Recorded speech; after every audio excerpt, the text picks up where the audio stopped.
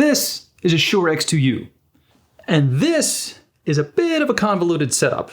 It's an abomination, if you will, a mix and match of audio and video gear, but it works. And it is a viable option to get any standard XLR-only microphone into your 1/8" input on your mirrorless camera if you're on a budget using a Shure X2U. Microphones like a Shure SM58 and even condenser mics like I'm using right now that don't have a self-power option, this will work. So let's talk about it.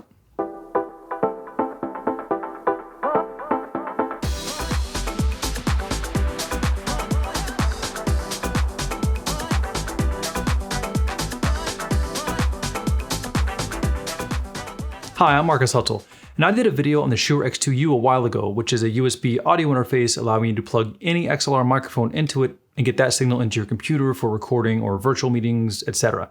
That's its primary function, is an audio interface. And a few viewers asked if they could use it with their DSLR or mirrorless style cameras to get an XLR mic into their camera. And even in my previous video, I said that you could not do that. Apparently I was wrong, because one commenter stated that you could actually use the X2U to get an XLR microphone into your DSLR or mirrorless style camera's 1/8" mic jack using the X2U and a USB battery bank to power it. And they were right. So I'm going to show you this little hack on how you can use a Shure X2U to get any XLR mic into your 1/8" mic input on your camera. But keep in mind, I wouldn't necessarily recommend this as your first choice of microphone-camera combination. There are much better options for on-camera mics and specific XLR modules for certain cameras that will give you much better quality with lower noise. But this is a viable option if you find yourself needing to get an XLR-only mic into your camera and you only have an 1/8" or 3.5mm jack on the camera and no XLR inputs, but you do have a Shure X2U. And just to prove it works, here are some quick sound samples using the X2U in this way.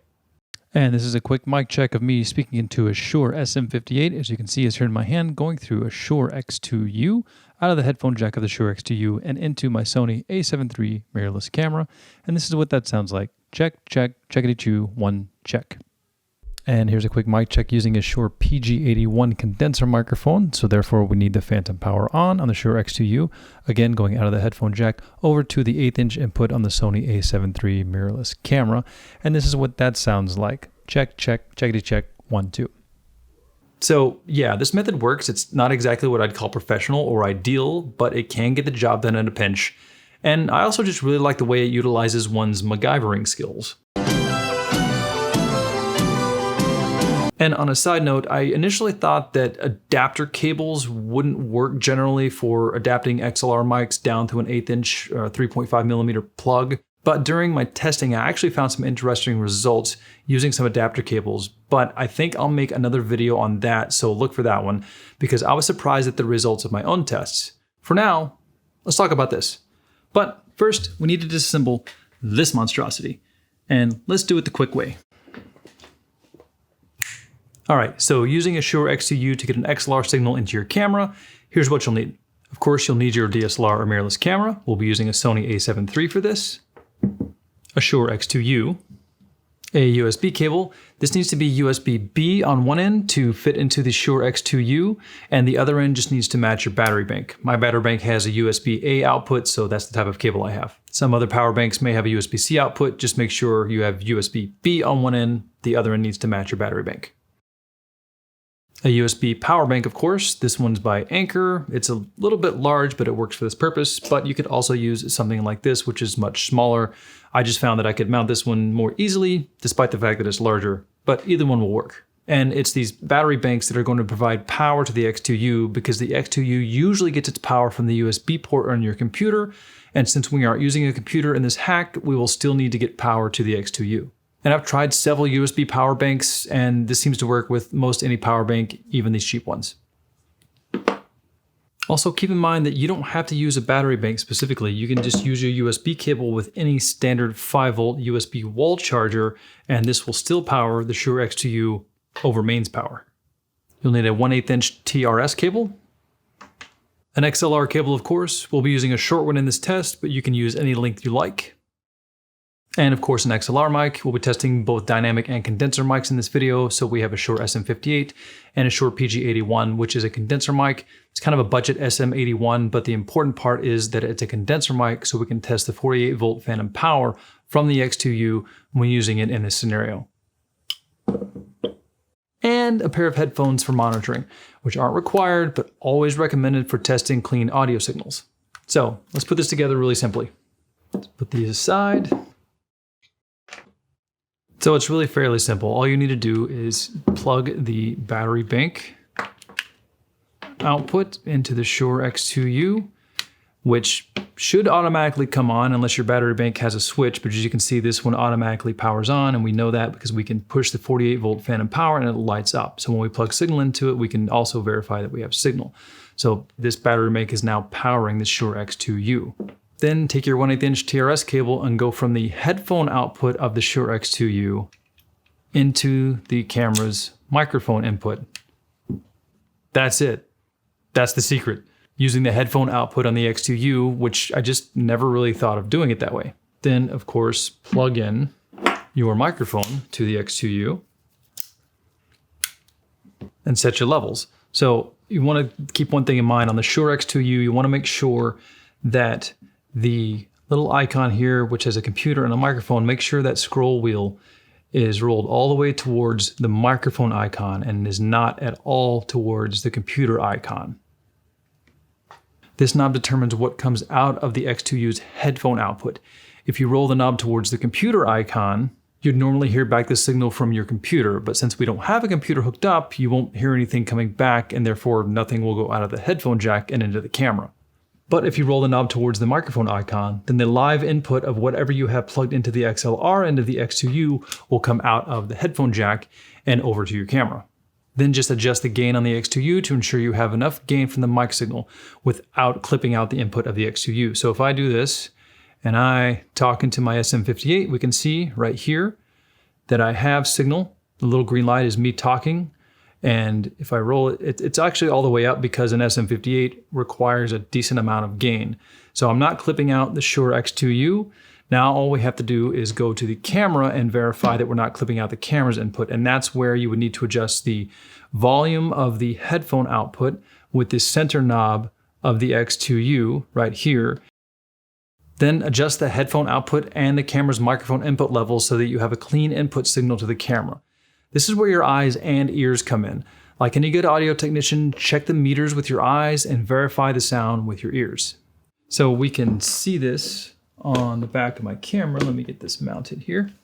So if we look at the meters in the back of my Sony a7 III here as I talk into this SM58 microphone using the headphone output, when I turn down the headphone output, the meters go away because I've killed all the signal from the headphone output over to the camera.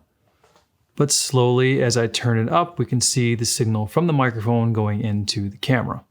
Check, check, check, check, and that's about good. And on the Sony, I actually have the audio meters set to 5, as you can see. So very little gain on the 1/8 inch input on the camera. The rest of the input gain is coming from this setup. And here's me talking into the SM58 going through the Shure X2U out of the headphone jack into the camera's 1/8 inch input. And this is how that sounds. So make sure the signal sounds good in your headphones, but obviously you'll have to monitor this from the headphone output of your camera because we're using the headphone output of the Shure X2U to go into the camera, so you can't listen from there. If your camera doesn't have a headphone output, you're maybe out of luck unless you have an external monitor that you could run the camera to, because the audio will go out of the HDMI output of your camera over to the monitor, and something like an Animal Shinobi has a headphone jack on it. You could listen that way.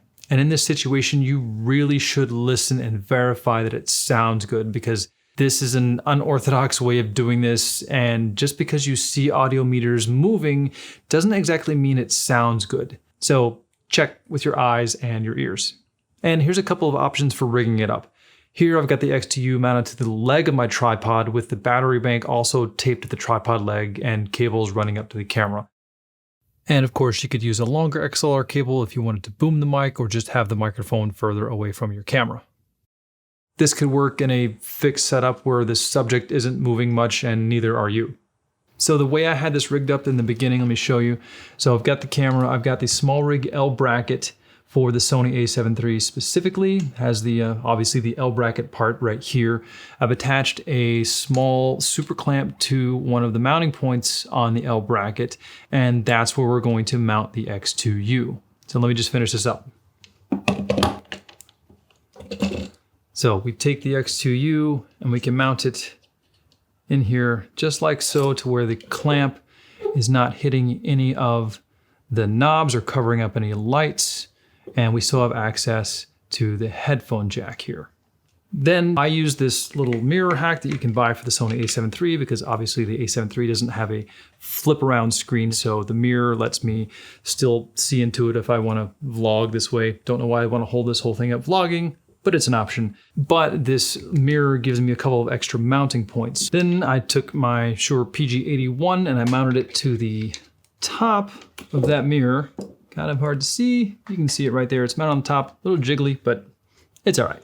Then I took this little phone holder with a hot shoe mount, mounted it on the other side of the mirror right there. And that's where I can mount this battery bank. Fits very nicely. Then all we have to do is cable it up. So we take our USB cable, it's just long enough to get into the X2U.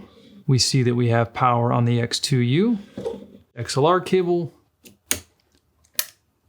and of course then go from the headphone output on the X2U and into the camera's mic input, which is really hard to see with that camera angle, but it's in there, it's good to go.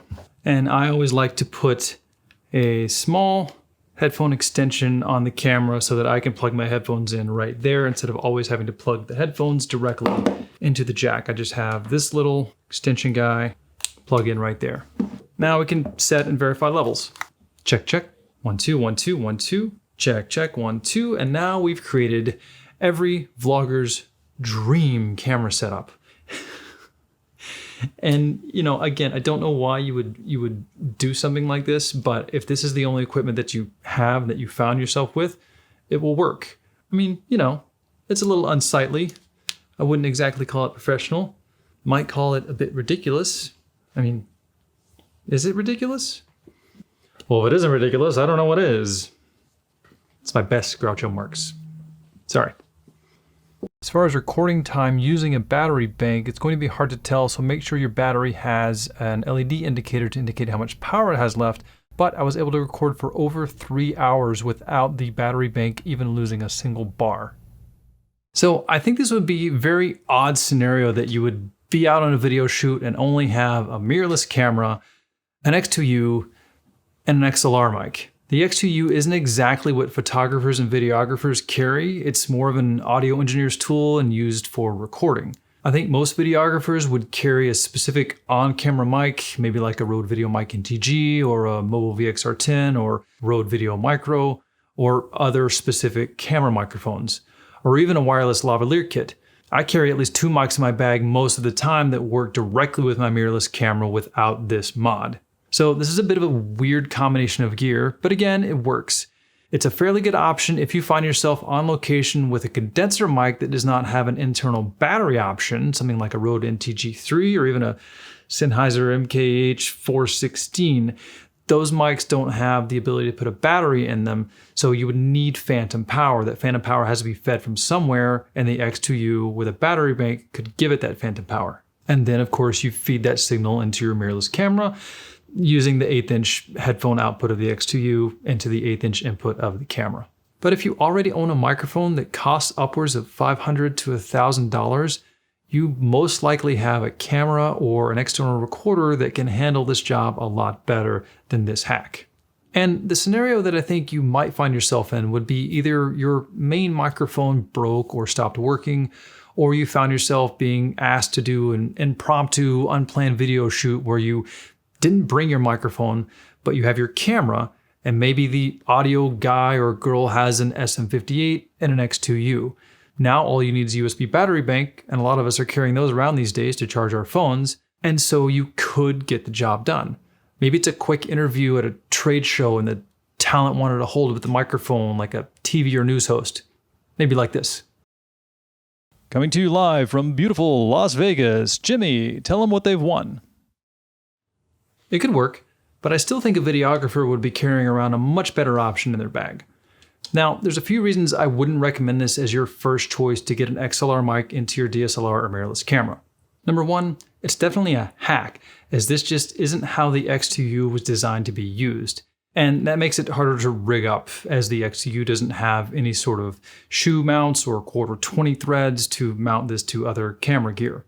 Number two, you're still using the noisier 1/8 inch input on the camera. So even if you have a nice expensive microphone, it's going through the X2U's preamp, which is pretty clean, but then you're still routing the audio from the X2U's headphone output over to the camera. And almost all 1/8 inch or 3.5mm inputs on cameras like this are almost always going to be noisier than either a hot shoe XLR module like the Panasonic DMW XLR1 or the Sony K3M. And the camera's 1/8 inch input is going to usually be noisier than a dedicated external recorder. So you're not getting rid of the noise on the 1/8 inch input simply using an X2U. Number three, I'm not entirely sure if the headphone output of the X2U is being converted twice.